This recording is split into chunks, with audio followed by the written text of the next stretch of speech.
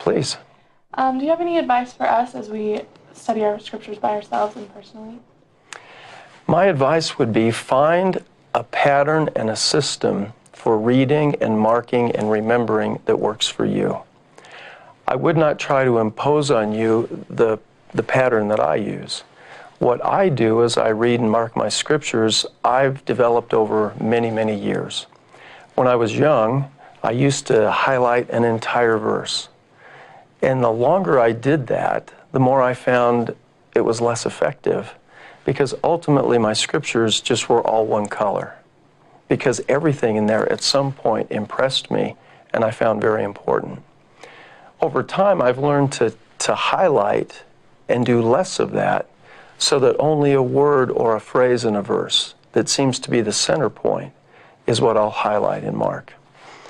And in the last number of years, I've developed a little thing with Post-it notes. This is not an advertisement.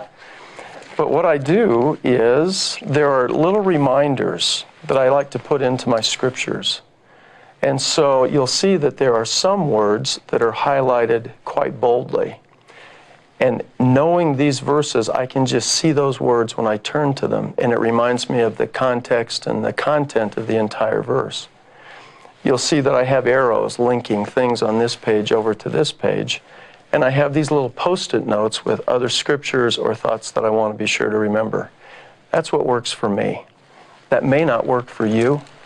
I think the key point is just practice and experiment.